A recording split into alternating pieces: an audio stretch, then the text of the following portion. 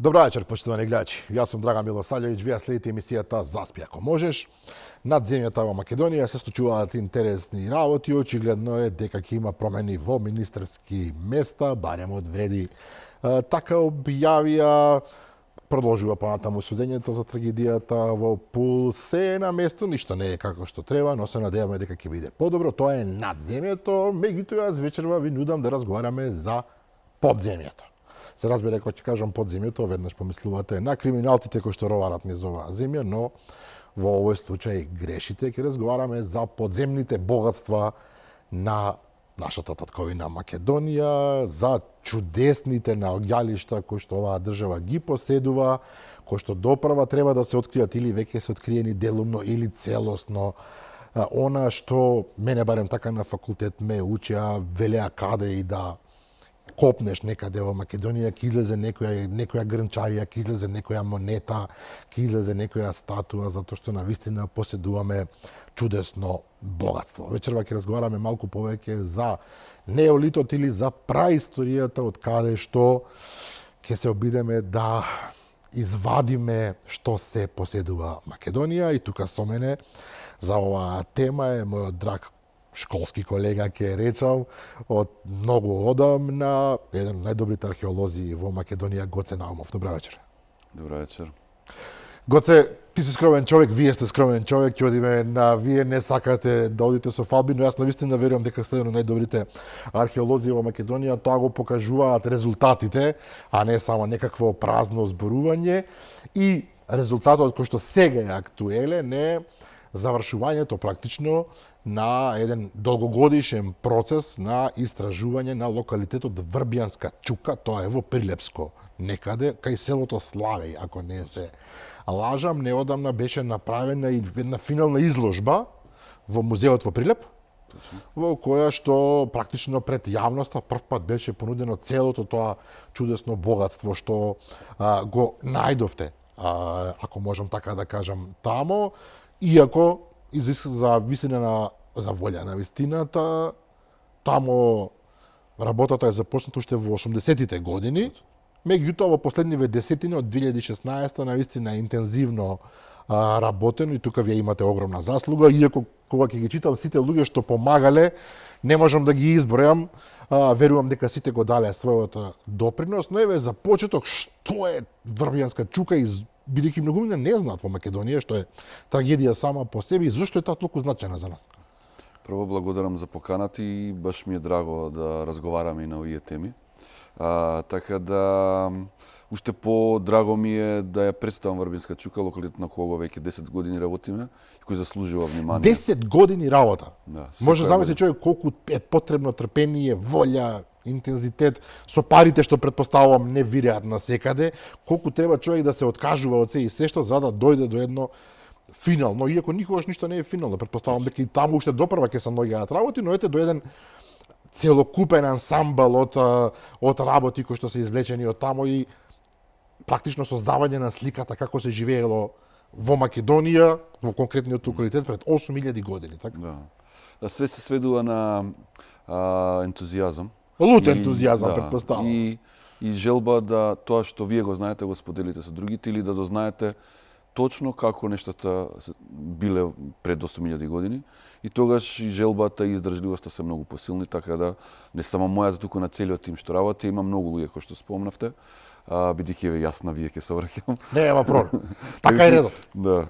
Така да многумина луѓе работеа и во 80-тите години, претходно кога Благо Китановски го водеше истражувањето на овој локалитет и сега со нашите истражувања, така да сите вложуваат голем ентузијазам, а за возврат добиваме прекрасни откритија, одличен локалитет и навистина артефакти или архитектонски структури кои се гордост за земја во домен на предисторијата. Така да пред 8000 години, така сега јас вака ќе се вклучувам лаички, иако јас сум некаков професор по историја, меѓутоа тоа е само формално, никогаш не сум го работел тоа за жал. 8000 години тоа е предисторија. Тоа е значи далеку пред времето кога не знам во Сумер и Вакат се формираат првите градови држави, меѓутоа се работи за локалитет кој што јасно покажува дека на оваа територија постоел облик на нема да речеме цивилизиран, меѓутоа напреден живот. Во тоа време, тоа што се случува на Врбјанска чука и на другите тумби во Пелагонија, и на другите тумби во Македонија, навистина еден нов одблик на живот, една така се нарекува неолитска револуција која носи со себе многу новини кои претходно не биле присутни. Ние во Македонија и на Балканот и во Европа имаме локалитети кои се и по неколку стотици илјади години стари и неколку милиони години стари, тие се од палеолитот.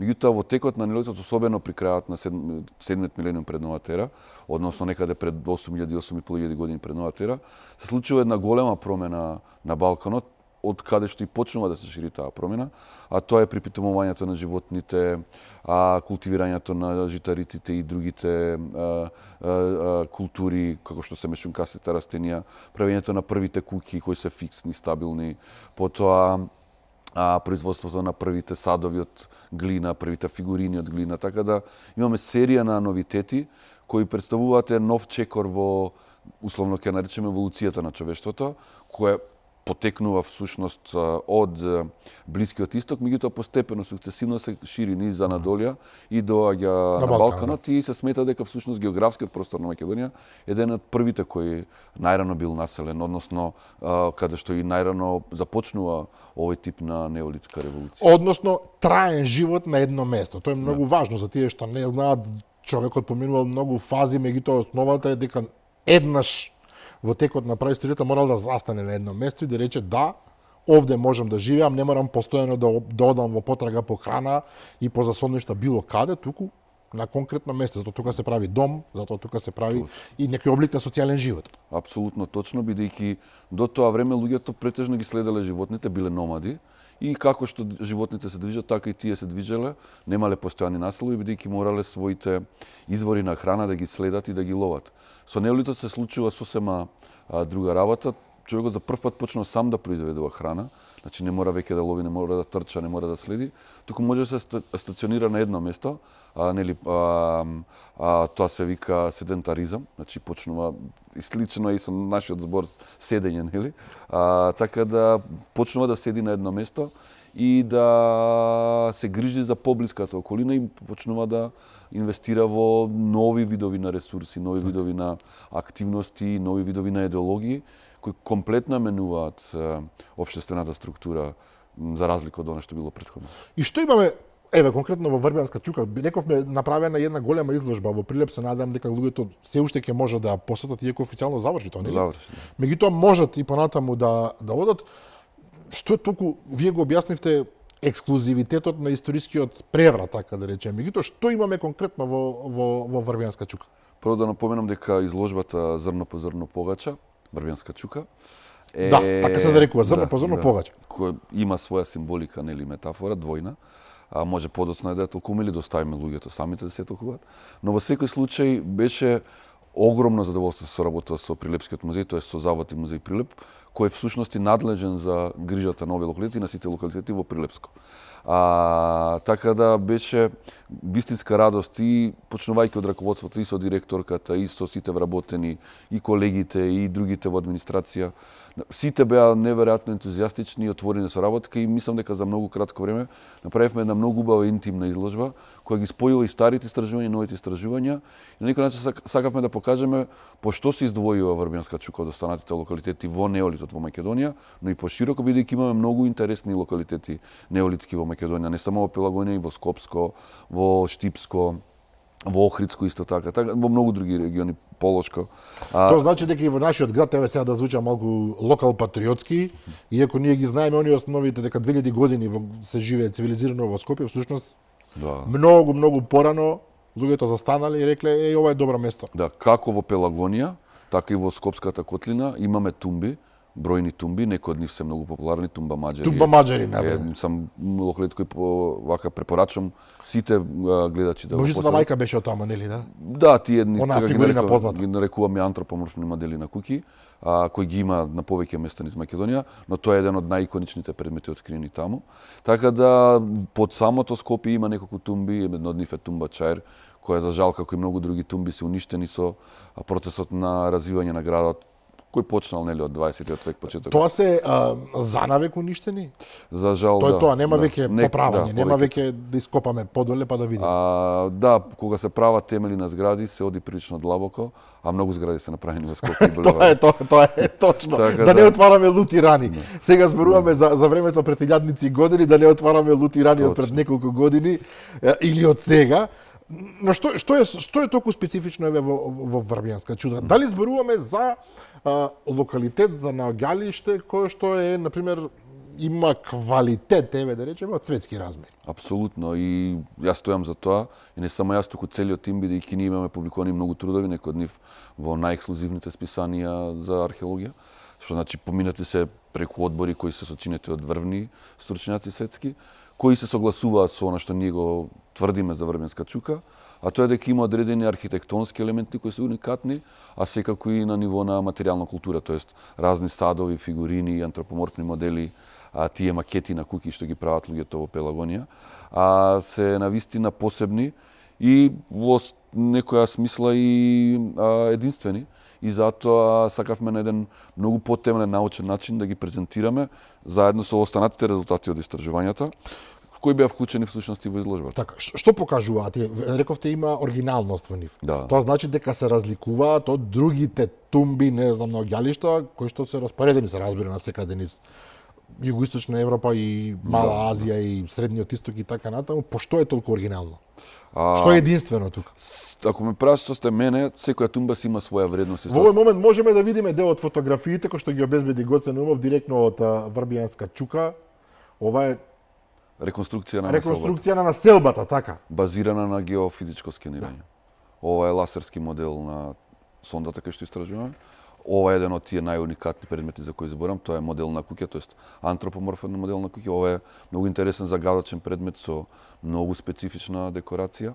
Така да тоа се предмети, ова се фотографија од тимот кој работи од различни години. Значи предмети и структури кои навистина се издвојуваат кога ги споредувате со останатите. Како што спомнав, секоја тумба и во Пелагонија, и во Тесалија, и во Скопско, и во други делови од Југоисточна Европа, си имаат своји вредности, меѓутоа Врбијанска чука има нешто што навистина до сега не сме сретнали на други места. Едно од тие работи е тој познат амбар, иако презентиран како жртвеник, за кого нели секако има многу дебати. Дали е жртвеник, дали е амбар, да, така да што и да е, во секој случај е навистина уникатна структура која нема никаде на друго место во Европа. Во тоа време, значи некаде околу 6000 години пред новата ера, првите земјоделци кои населуваат Пелагонија решаваат да направат амбар кој всушност во себе ќе содржи жито, ќе има компартименти да се странични сандачиња каде што ќе се обработува житото. И меѓу другото ќе биде декориран со едни орнаменти кои ги сретнуваме на така наречените мали жртвеници, односно тоа се модели на сандати, значи повторно стопански структури. Така да земјоделството има една суштински идеолошка компонента во неолитот и неслучајно и оваа структура има тукава, да речам, инвестиција на символички елементи. Ова рековте единствен во Европа. Добро се запамети. Во однос на димензиите, во однос на декорацијата и во однос на целата конституција. Значи имаме еден главен амбар кој всушност е декориран со тие апликации скалести и од страна се аплицирани 4 други помали сандачиња, 4 од нив за жал се 8 се аплицирани, 4 од нив се уништени во крајот на 70-те години кога и откриен локалитетот. Бидејќи тогаш со багери се вадело песок од тумбите. И така да сега може да видиме 4 од тие сандаци и тој главен амбар. Тоа всушност покажува колку многу му придавале значење тогашните луѓе на моментот со житото, практично со својата хранилка, ако така можам да кажам, кога направиле нешто што не е својствено воопшто за никаде во околината и со тогашните услови за работа, со тие алати тогашни, веројатно било многу тешко да се направи. Да. Значи веројатно бил сериозен потфат, сакам да кажам. Апсолутно, бидејќи ние знаеме што имаат другите локалитети и другите локалитети немаат такви структури, имаат други структури кои имаат вредност, ќе збориме подоцна за нив.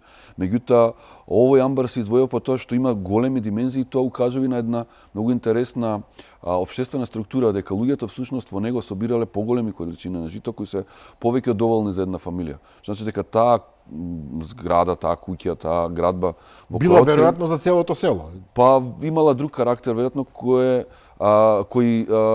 покажува дека луѓето собирале заедно ресурси за да ги споделат меѓу себе. Значи се уште не можеме да збориме за некаква приватна сопственост, бидејќи ние откривме една друга градба, тоа е градба 2 во Врбенска чука, кај што откривме 3 печки со сандаци, странични, што е многу повеќе од доволно за една фамилија. Некој тогашен феудалец, условно кажано, некаков посилен господар, некаков племенски... Напротив, сметаме дека всушност заедницата се грижала да има во своето село поголеми количини на жито и тоа да го сподели со останатите и заедно повеќе членови од повеќе фамилии заедно подготвуваат леп и да го делат лебот таму кај што треба. Интересен социјален момент е ова. Бидејќи тој вид на заедништво на повеќе начини го потврдуваме, не само на Врбенска чука и на други локалитети во неолитот, особено во Пелагонија, бидејќи имаме сега и нови сознанија. Така да Врбенска чука е еден од најдобрите примери каде што гледаме дека заедницата се грижи за себе, а немаме индивидуална поделеност по статус.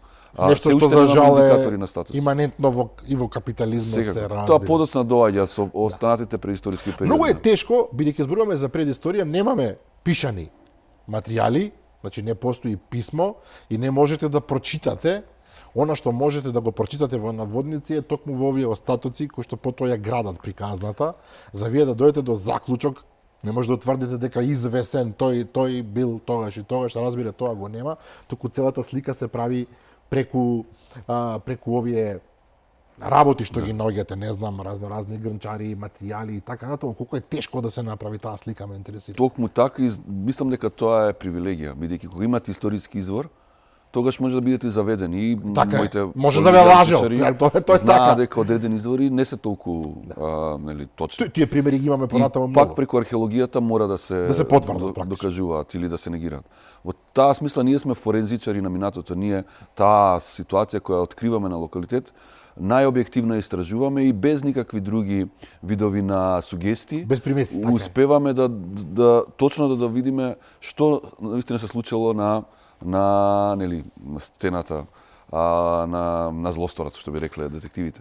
Во наш контекст ние благодарение на овие објективни пристапи умееме без никој да ни каже како нештото било во предисторијата, навистина се случило. И во таа смисла неретко имаме можност навистина да доследно да го интерпретираме она што се случило пред 5000, 6000, 8000, 2000 години пред новата ера, а од друга страна да немате други видови извори кои можеби ќе создадат една поинаква слика. Па и конфузија. Гоце, сигурно се пронајдени светилишта. Не постојат наоѓалишта и од предисторискиот период во кој што нема светилишта. Луѓето од секогаш мора да веруваат во нешто. Тоа е неминовно, или? Некакво божество мора да има. До сега немаме откриено светилиште кое дефинитивно ќе потврдиме дека го има тој карактер. Сметаме дека има такви можни структури или објекти кои има таа функција, меѓутоа аргументите до сега не потврдуваат така нешто. Меѓутоа, од друга страна, дефинитивно знаеме дека луѓето во неолитот имале свој религиозен систем, односно своји видови на верувања. Знаеме веќе некои одредени елементи на нивната идеологија која е базирана на земјоделството во голема мера и на домот и на куќата. Така да и без присуство на светилишта, ние знаеме дека тие имаат места кај што практикуваат некакви обреди или дека одредени предмети се вклучени во тие обреди. Така да мора да имаме предвид дека луѓето во неолитот, како и луѓето и на Балканот и во Македонија до Втората светска војна и до скоро, својот свет или своето обкружување не го гледаат како свето и профано, тоест како свето и секојдневно, туку и секојдневното и светото биле споени во едно. Секој ден, во секој момент, секој објект ги содржи тие елементи. Ние преку оние етноархеолошки истражувања и паралели што ги правиме, го знаеме тоа дека луѓето во минатото, особено во меѓуплеменските уредувања, имаат перцепција на скоро се што прават дека е елемент од светото. Така да тие веројатно и во обичните куќи кога живеат, ги третираат и како свети места, што го потврдуваат и обредите што ги откриваме и во Врбенска чука, и сега неодамна и на Величка тумба, и на други локалитети, а и објектите, односно предметите, артефактите што ги откриваме. Тоа се тие антропоморфни модели кои кажуваат дека куќите се и како символички места. Значи тие живеат, спијат, готват. Но не се само за тоа. Точно, таму и ги погребуваат дел од своите блиски.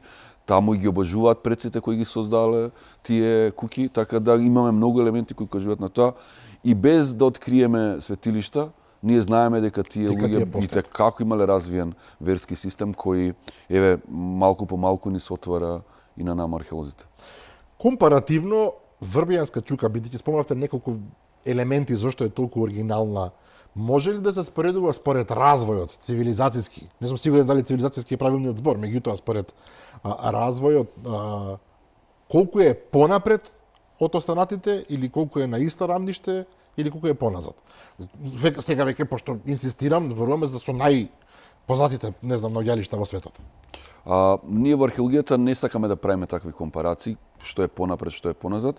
Она што е Врбијанска чука во незината целина е истото тоа што си останатите тумби во Пелагонија. Значи тоа е заедница на земјоделци, првите земјоделци во Пелагонија, која си создава свој вид на објекти, свој вид на да речем материјална култура. Меѓутоа може да збориме по што се издвојува овој локалитет во однос на останатите, а тоа се тие елементи на архитектурата што ги спомнавме пред малку или одредени артефакти, тоа се садови, фигурини и модели. Во таа смисла Врбијанска чука, но и Пелагонија, јас често пати тоа го истакнувам, функционираат како една посебна целина која се издвојува од останатите поради тоа што нивото на изработка на садовите, на фигурините, на куќите, на структурите е многу над нивото на некои други локалитети што ние ги истражуваме од неолитот, да.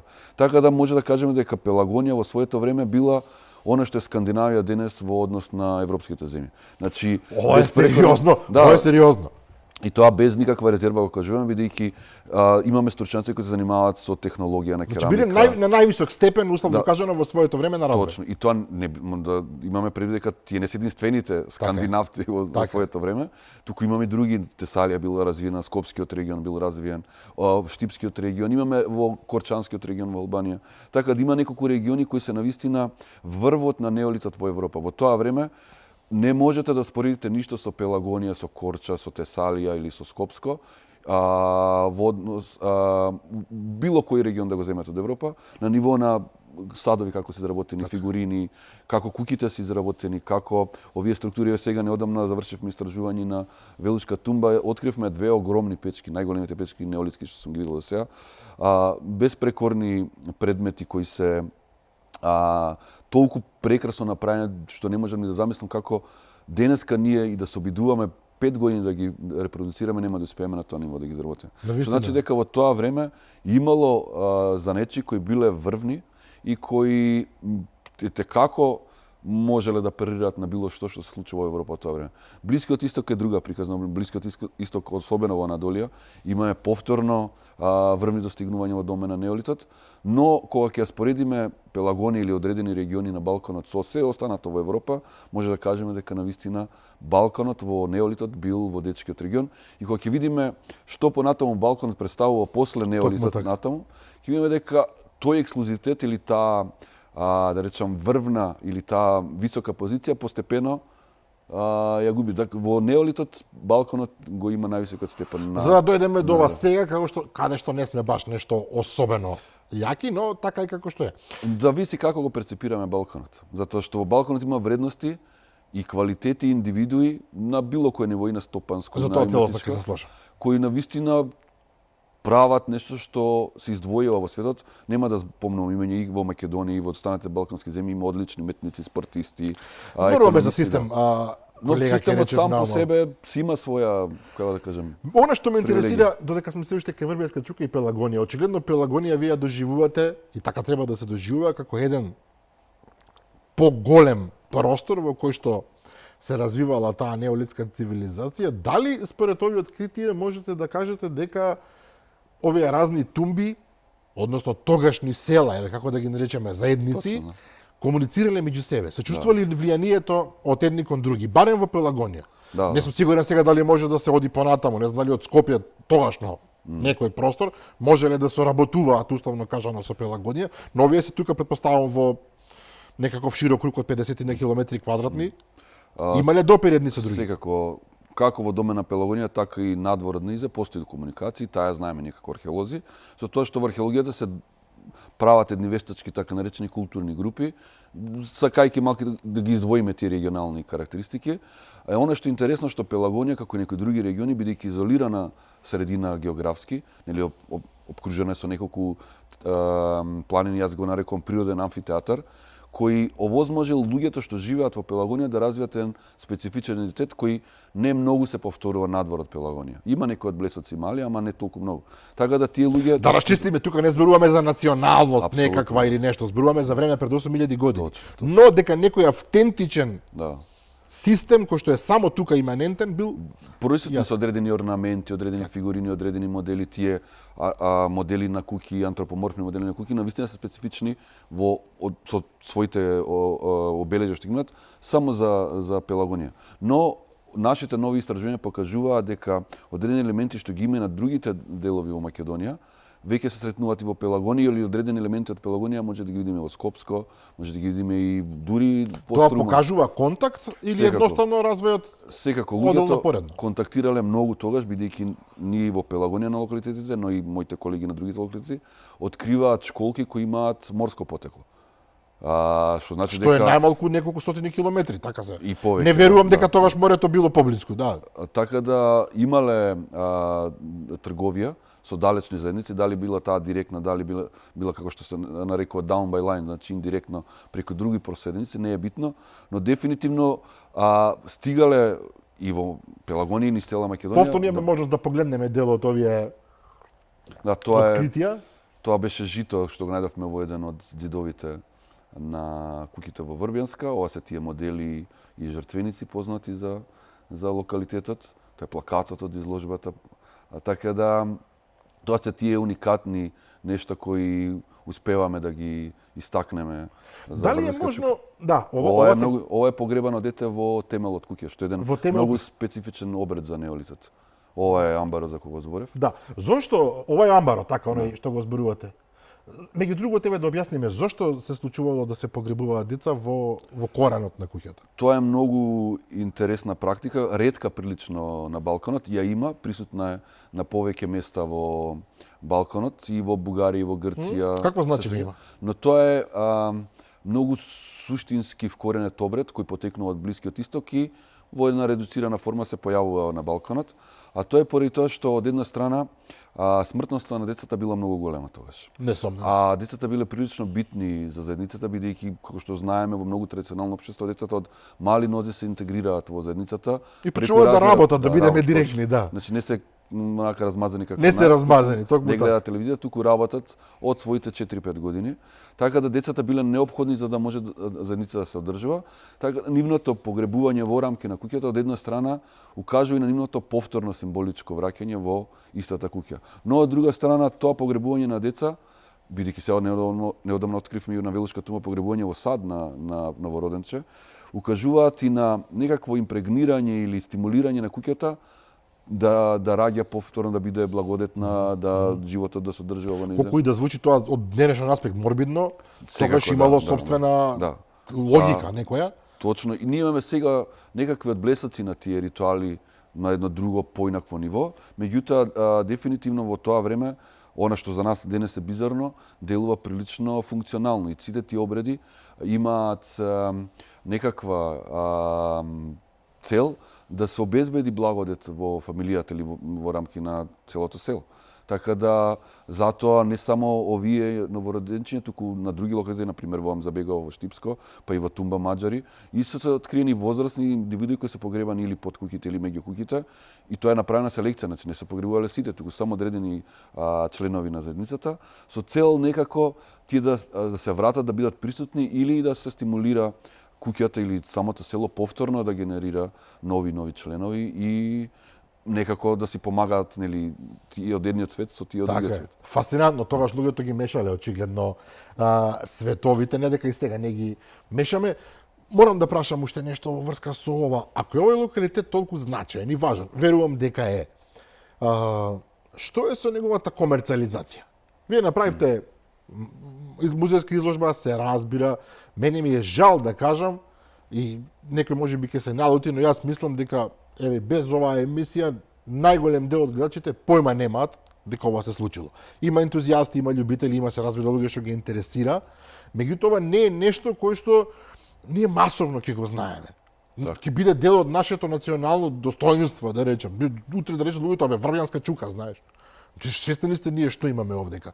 Ќе дојдеме во ситуација едни вакви откритија кога веќе се толку оригинални, не знам да ги видиме во вид на памет зборувам, во Охрид имате кај градиште онде онаа населба наколна во која што можете да видите како буквално си живеело. Вие покажавме некои фотографии како веројатно изгледало тоа село. Сега гледам из Европа, тоа е модерно, може да се случи утре задутре да се направи реконструкција целосна и таа да ја имаме како поставка каде што луѓето постојано децата од школа ќе може да одат да речат овде вака се живеел.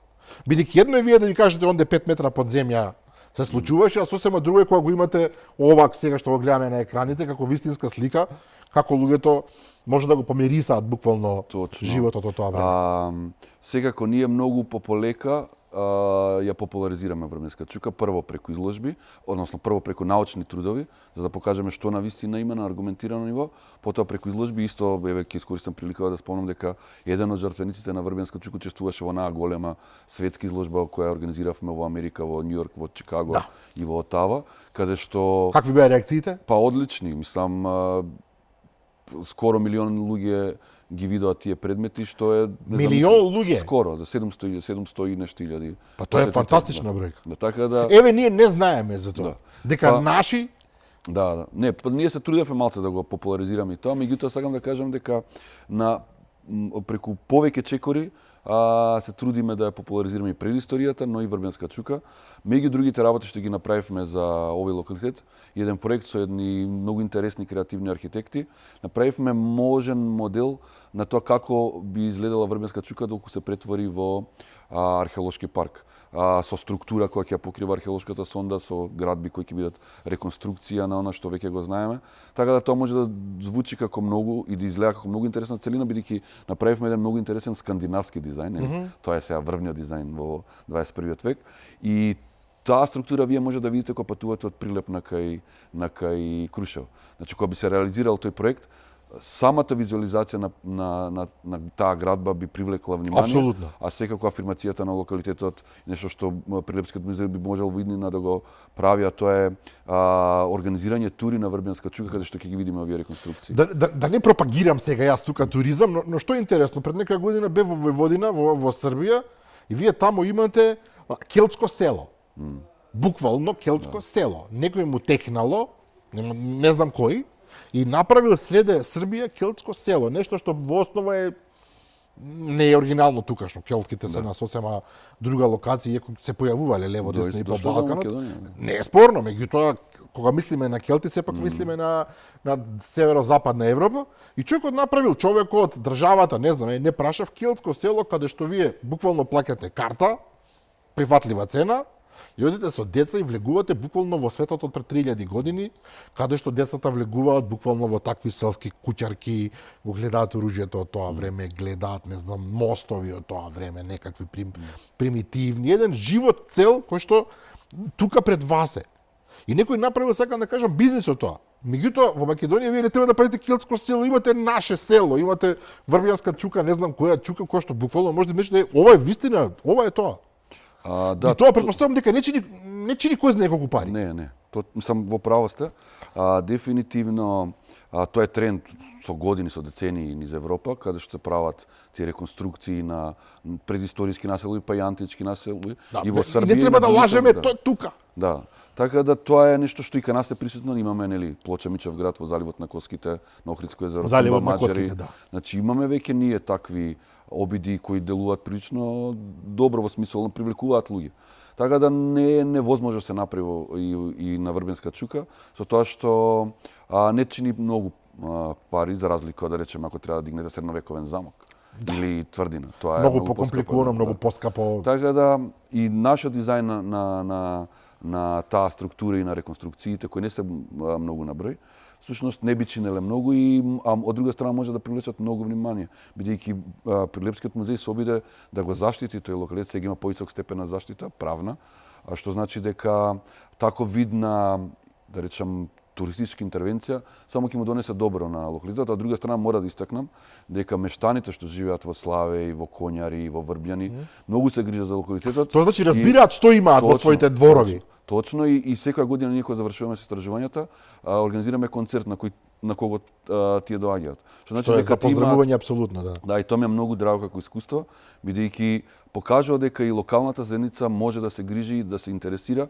и да се чувствува гордо за она што го има во своите, да речам, Па не е шега да знаете дека на местото каде што вие сега живеете, пред 8000 години имало некаква развиена човечка цивилизација. Што е навистина фасцинантно. Се сека да ве прашам нешто друго. Рековте 10 години се работело. На многу мене не ми е јасно, лејците кажат ајде тамо копаат нешто, бручкаат со тоа лажиците. 10 години е страшно многу време.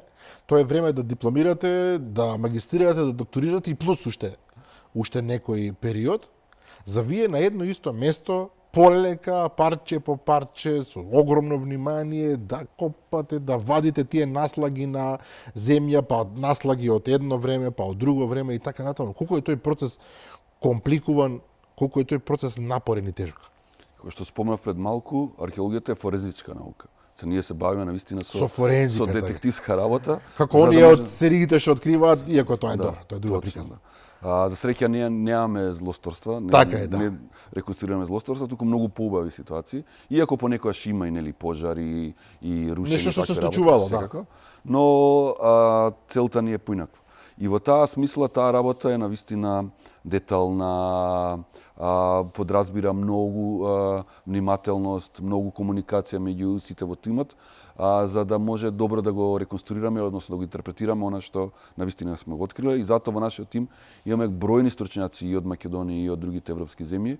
Значи стотина сме се на сега, како ќе направиме една рекапитулација на тимот. Странците доаѓаат? Да. Она ентузијастички или? Па, како да кажам, секој си има свој научен интерес. Например, ние имаме археоботаничари, имаме луѓе што прават геофизичко скенирање, имаме антрополози, односно физички антрополози. Сите тие си имаат свои научни, како да кажам, правци и во доме на тие правци, она што го откриваме на Врбенска чука, многу добро се поклопува.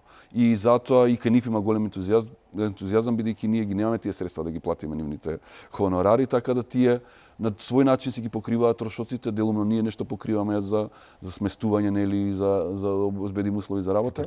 Но сакам да кажам дека она што го спомнав на почетокот, постои колективен ентузијазам и од наша страна и од страна на нашите колеги од странство, за да тоа што го откриваме биде добро толкувано и добро презентирано и во таа смисла затоа и многумина доаѓаат да работат на Врбенска чука. И тамо нема класична конкуренција во смисол, не знам, Шлиман ја открил Троја, па попаѓале од несвесите, леле, овој не го откри главното, него едноставно се влегува на локалитет и секој се обидува да го даде најдоброто од себе. Секако, да, секако. Меѓу другото мора да спомнам дека имаме и навистина врви научници со нас. Еден од нив е Феран Антолин, тој е еден од најпознатите петорица археоботаничари во светот во моментот. Во светот. Да, и Ферар Антолин. Да, Феран Антолин и тој е од Германскиот археолошки институт и следната недела му организираме предавање на Филозофскиот факултет во четврток ќе биде, на 4 декември. Така да сакам да кажам дека и тој со сета своја, да речам, популарност и статус кој го има, со огромна желба работи на Врбенска чука и на Велушка тумба и на Влахо, тоа се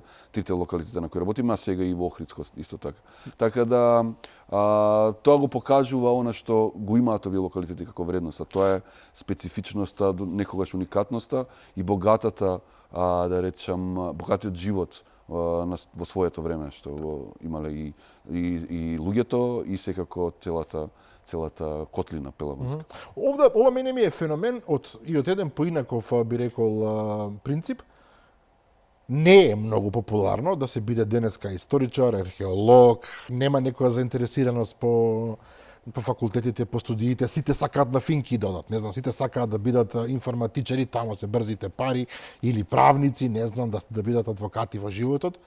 Ова е нешто што не привлекува затоа што не носи ниту пари многу, нема да речам воопшто, меѓутоа не носи некаков благопријатен живот, ниту па носи некој статус во општеството.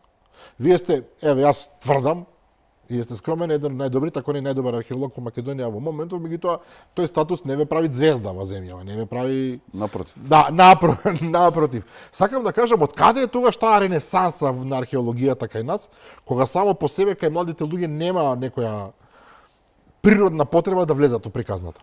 Прво да спомнам дека има многу колеги македонски кои се одлични и кои многу ги почитувам и кои се исто така звезди или би требало да бидат звезди. Би требало да бидат. Со оглед на нивниот квалитет. Така да мислам дека се должи на таа посветена работа на многумина. Значи во фанатици различни- работат да, по секоја цена, па Да. И со текот на времето некои наши резултати стигаат поблиску до јавноста, например некои локалитети или некои музеи повеќе се трудат во однос на тоа и затоа и повеќе се знае за одредени периоди, некои периоди се поинтересни за пошироката јавност. Така да мислам дека благодарение на посветената работа на многумина, на некои поистакнати, на некои помалку истакнати археолози, ние сега имаме една мала, да речам, ренесанса во домен на археологијата, кога многумина почнуваат да се интересираат, многумина доаѓаат да не посетат на локалитети, многумина прашуваат, ги посетуваат изложбите, мора да кажам дека и изложбата на Врбенска чука беше одлично посетена, преполна сала и после тоа имаше голем интерес, особено од деца од школи кои доаѓаат да видат што е тоа Врбенска чука, што е тоа тумба или што е тоа, не знам, неолитски сад, например. Така да во таа смисла многу институции се трудат колку што можат и индивидуите во нив да на некој начин ја афирмираат и археологијата и преисторијата, антиката, средниот век. И поради тоа имаме можеби во последните години малку повеќе интерес. Секој тој интерес варира од различни причини, но мислам дека ентузијазмот на доста колеги не спласнува и секој на свој начин успева да покаже или да на некој начин го презентира тоа што е направено. Сега имавме минатата недела симпозиум, годишен симпозиум на нашето археолошко друштво, на Македонското археолошко друштво. И јас многу се радов кога гледав резултатите од моите колеги, бидејќи сега навистина чувствувам дека на едно вистинско европско ниво ја работиме археологијата, што не беше случај во текот на целата наша, да речем, историја археолошка. И многу ми е драго што млади луѓе и луѓе од средните генерации навистина влегуваат во едни нови домени на археологијата и тоа покажува дека неслучајно интересот на европските институции за нашите локалитети расне повеќе, бидејќи гледаат дека имаат сега со кого да работат, бидејќи не е едноставно да работите со луѓе со кои не може да се разберете. Така да сега сме можеби не рамо до рамо, ама веќе се приближуваме. раснеме како фела. Зошто неолит, Наумов? Ние имаме од историско време, и тоа како многу локалитети, на кои што може да се истражува, ги имаме Хераклеја, Стоби, Скупи, имаме градови кои што и тоа како привлекуваат, во кои што сигурно може да се пронајде уште, да не звучам сега вака фалбаџиски, ама веројатно во држава може да се најдат на нашата територија, и тоа како и нови интересни елементи од времето напишаната историја, од каде желбата и страста баш за неолитот, кој што е најкомпликуван всушност да се одработи. Па изгледа мене лично тоа генерално ме привлекува повеќе, колку покомплицирано, поинтересно, повозбудливо и затоа и свирам и џез музика ми изгледа. Меѓу другото, да. За тие што не знаат, Гоце е одличен тапанар се вика, ќе рече бубњар, барабанџија. Да. Јас тоа го знам уште од средношколските денови, верувајте да 4 години почитувани гледачи со човек кој што постојано го прави ова цело време и ќе ви пукне главата, меѓутоа од тоа произлегува феноменален барабанџија. За неолитот зборуваме. Така да неолитот ми стана интересен уште во факултетските денови, бидејќи сватив дека е многу блиску до она што сметам дека е суштинска промена во човештвото. А тоа е она што сме ние денес. Луѓето постојат неколку милиони години. Мислам, видот Homo sapiens постои можеби околу 100.000 години. Меѓутоа, во текот на 8-миот милениум, односно 7-миот милениум пред новата ера, започнуваат промени кои го чинат она што ние денес го јадеме, она што ние денес го живееме. Круцијални промени. Па дури и верскиот систем на некој начин се кристализира тогаш. Така да од дивљаци стануваме во тоа време. Па ја не го користам зборот дивјаци, бидејќи во своето време сите луѓе биле напредни. Мислам, ако ги споредуваме со денес. Затоа и примотивно исто го избегнам како збор за кога се однесува на предисторијата. Но како и да е, во тоа време навистина луѓето почнуваат да прават нешта кои ги одвојуваат од се што било претходно направено на оваа територија или на оваа поднебе или на Балканот генерално.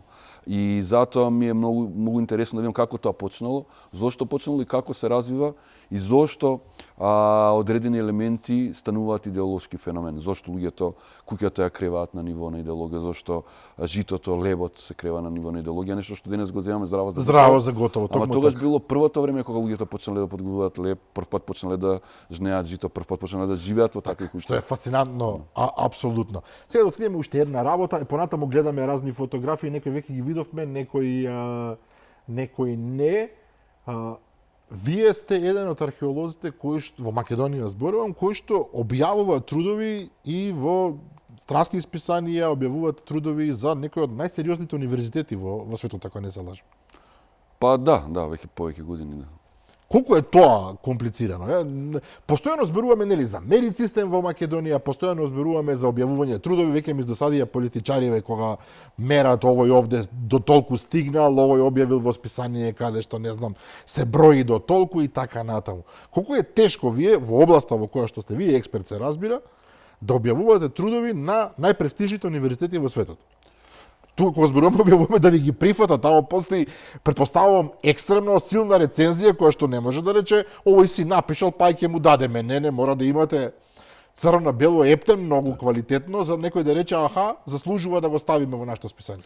Не е лесно, но е возможно. Ако се трудите и особено ако сакате тоа да го постигнете, има начин, значи треба само тие критериуми и тоа ниво високо светско, не само европско, да го стигнете.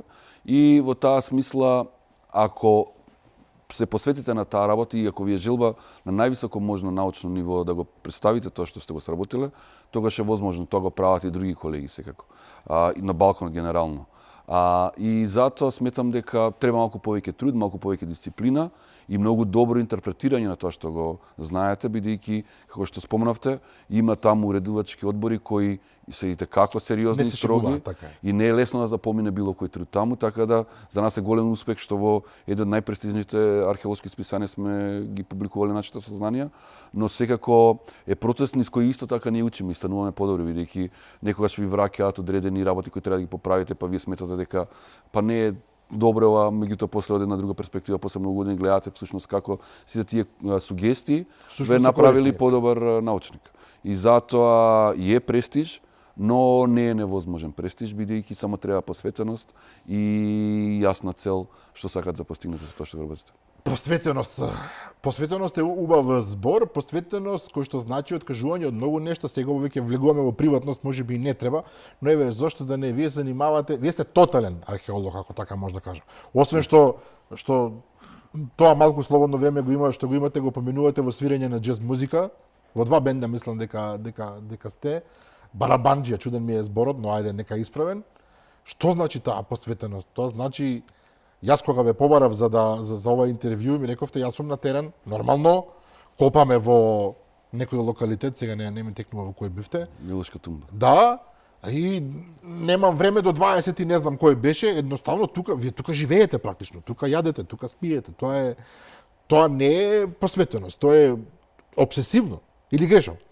Па, како би рекол... Некој да ве натера да седите, еве најпросто вака да го опишем тоа. Некој да ве натера еден месец да поминете 2-3 во кал, во 5 метра под земја, со инструменти, со алати за копање и тука буквално да го поминувате додека нели светот околу вас си го тера стандардниот живот, тоа е за мене апсолутна посветеност. Можеби обсесија е погрешен збор, меѓутоа посветеност комплетна.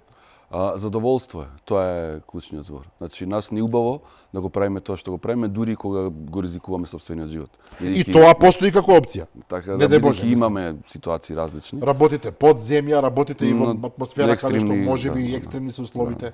Но тие работи се занемаруваат бидејќи прво имате желба да откриете што има таму, нешто што го води човештвото од самиот почеток, баш и со студентите вчера имавме час и зборевме за тоа колку луѓето од најраните форми на палеолитот постојано откриваат нешто. Значи луѓето може да живеат во одредена средина, меѓутоа постојано сакаат да видат што има таму позади ридот, што има позади, не знам, езерото и убаво е што на тоа никогаш нема крај. Точно, и таа љубопитност нас не има донесено, еве наскоро и до Марс. Значи веќе ја посетивме месечината, викаат Марс до 2030 година ќе го Илон Маск посетиме. малку да се подспреми. Секако, и останатите. Ама за тоа треба пари, многу пари. Во вашиот случај пари баш и нема, ако не се лажам, ова не е критика, ова е просто фактичка состојба. Вие се сноѓате, вие заработите во Музеот на Македонија, така? Прито имате и здружение едно кое што Центар за истражување при светот, што е за научна истражување, организација. Научна организација, меѓутоа претпоставувам, еве не тврдам, дека пари за овој вид на активност не виреат баш од секаде, не ви ги истураат, туку навистина макотрпно се наоѓаат. Да, мислам, парите што ги добиваме од државата секогаш биле мали. Особено за преисторичарите, секогаш најмалку пари сме добивале. Но Тоа е априори така, не, да, нема потреба. да не го Вади тоа коските, да. Добра. Но не можете постојано се жалите и да, не знам, да Ова е критикувате државата и не ни давате доволно средства и да седите во својата канцеларија, ништо да не правите. Него мора да се сноѓате. Од една страна ќе аплицирате во странски фонди, од друга страна ќе ангажирате многу повеќе ентузијазам, ќе ангажирате луѓе кои исто така имаат ентузијазам и кога се соберат сите работи на едно место, ние многу повеќе завршуваме работа кој што добиваме средства и секако резултатите се импресивни. Тоа е затоа што спомнав, со скромни средства може да се направи нешто, секако кога би имало поголемо разбирање и поддршка, многу подобро и многу побрзо би ја завршиле таа работа што работиме, ова што беше Врбенска чука во 10 години, веројатно во некои 5-6 години би го завршиле. Меѓутоа него тргам на страна и тој вид на ентузијазам и процес кој трае долго, бидејќи низ подолг процес може би подобро ги разбирате работите. Не секојаш треба да добиете многу пари за да дојдете брзо до одредено решение. Некојаш треба време, малце да ги контемплирате нештата и во вистинско време да го осознаете она што треба, зашто многу пати во археологија се случува со многу брзи откритија, со многу брзи толкувања се прават грешки. Се прават грешки. Така да може би ова вистинскиот начин, затоа и спомнав дека Балканот може би и не е толку погрешно место за живење, бидејќи бе возможно по случај по стекна околности. Да, малку поспора да ги искусувате нештата и на тој начин и може би малку потемелно да ги разбирате. Сосема за крај на оваа емисија рековме дека Врбенска чука со сите своји богатства конечно ја добивме, го виде светлото на денот во некоја финална или речиси финална форма. Што можеме да очекуваме наредно? Помалку ми е се чудно да го кажам ова, бидејќи вас наредно значи за 10 години, но работите во меѓувреме напоредно уште на неколку тумби. Можеме да очекуваме некои исто така фрапантни откритија во скора иднина? Прво, едно од желбите ни е изложбата Врбенска чука зрно по зрно погача да донесеме во Скопје, што би било можност повеќе луѓе да видат, бидејќи многумина тоа и го побара, посака да дојде таа изложба во Скопје. Апсолутно се согласувам и поддржувам. Доколку не поддржи државата, тогаш би го направиле тоа со големо задоволство. Од друга страна работиме на Велушка тумбина Влахо. Влахо исто еден ексклузивен локалитет кој се Каде покажа. Каде е Влахо, се извинувам? Тоа е кај Живој, но тоа е баш на границата со Грција. 500 метра од границата, горе на падините на Ниџа. Еден фрапантен локалитет кој ни изненади сите нас, не очекувавме такво нешто. Прво, не очекувавме толку ран локалитет толку високо, бидејќи е спротивно на сите модели кои сме ги учеле претходно. Од друга страна, тие рани дати се едни од најраните во Европа на неолитски локалитет. Тие бројни ровови се навистина нешто посебно и уникатно, мислам многу еве сега постојано разни колеги, разни уредници на разни писанија не кана да пишуваме и да го афирмираме и тој локалитет како и останатите тумби во Пелагонија. И така да сега откривме неодамна и едно парче од дрвен предмет што би представувал еден од најраните неолитски дрвени предмети во Европа, било кога откриени. Така да тој локалитет навистина предизвикува внимание и заслужува многу по-сериозен третман. И секако на Велушка тумба работиме. Таму откривме тоа новороденче во сад што е многу редок. Пример, многу интересен обред, 2 големи печки, импресивни садови, сликани садови. Така да, сам да кажам дека нема кај нас застој, бидејќи постојано, ако не истражувате на терен, сте во канцеларија, пишувате или по библиотеки, или предавате, бидејќи има најавени предавања следната година во разни европски центри. Така да, постојано е тоа некоја, да кажам, динамика која мене лично ми одговара и сметам дека е за доброто на сите, бидејќи го формираме културното наследство на Македонија. Доктор Гоце Наумов, археолог, ви благодарам за гостувањето и за тоа што еве во кратки црти колку што е возможно и покажавте на македонската јавност какво богатство всушност крие оваа земја. Не дека тоа не го знаеме, но убаво е кога некој тоа ќе го објасни баш структурно како што треба. Да. Благодарам на поканата и задоволството беше моје. Така. Да, почитувани гледачи, тоа е привилегијата кога имате познати луѓе и од своето минато и од сегашноста со кои што можете да поразговарате вака јавно. Верувам дека уживавте во разговорот со Гоце Наумов, дека доближивме дел од нашето минато до вас. Вреди да се размисли, вреди да се вложи, вреди да се погледне, да се види, затоа што тоа што го имаме ние, ретко кој во Европа може да се пофали дека го има. Како и да е, тоа беше се за вечерва, се за оваа работна недела. Утре во 15 часот се разбира и репризното издание на оваа емисија. Јас ви закажувам нова средба со мене и со нови гости во понеделник во 22:30. До тогаш пријатно.